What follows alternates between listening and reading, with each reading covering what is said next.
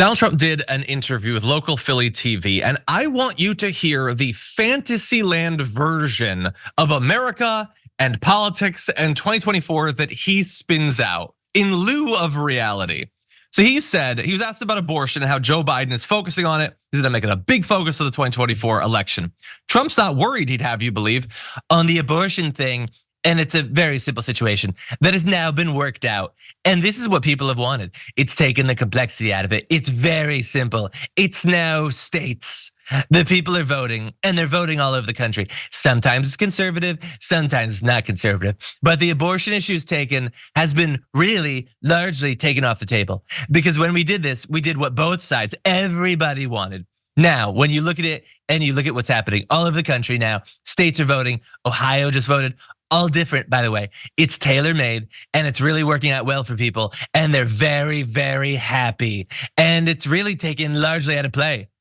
And I like this strategy of just say what you desperately wish was true but is not. Just say it. Say it over and over and over again.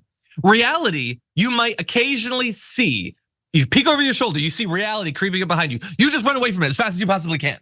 And instead, pretend that what you did was not a monstrous decision that resulted in unimaginable harm to tons of people already growing every single day, that has led to chaos in the different states. Oh, everybody's happy. Everybody wanted this. Everyone, and they're super happy. Everybody's really, really happy out there. Yeah, do they seem happy? Do they seem happy with the Republican Party? Do they seem happy with you?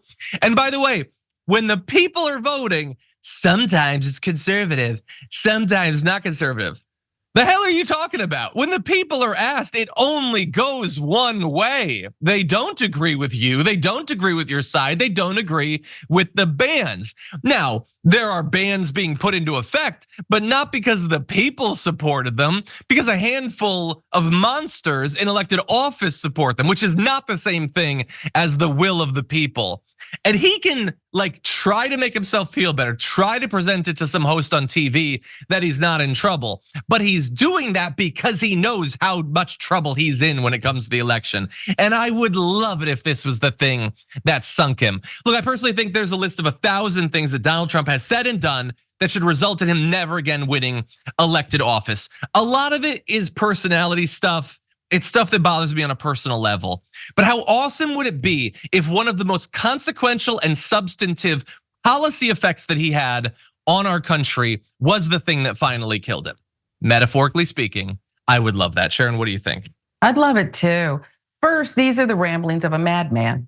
It's just, you went on and on and on and on, ramblings of a madman. I cut some of it out in the middle, by the way. Did you? So that wasn't the whole thing. Helped him out a little bit, and it still was not really coherent. I don't understand where he was going with this, and it was just this circular thing, on and on and on. It's why people get divorced. I can't keep doing this with you, okay? But that said, I think abortion maybe I'm speaking for myself. This unifying thing, okay, where the percentages are so high of people saying, "Why are you doing this? Why did you do this? Why did you get rid of Roe v. Wade?" That this could be finally his undoing. This could be that one issue. Yeah, I hope so.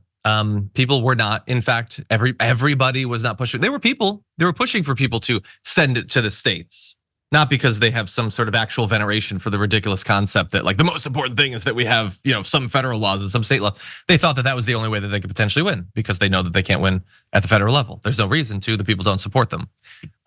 This is not what people want. You know what we had previously? Every individual had the choice.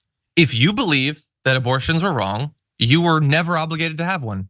You didn't have to have one for decades and decades and decades. That was never enough for the ideologues. It is not about them. It's about meddling in the affairs of other people. That's what it's about.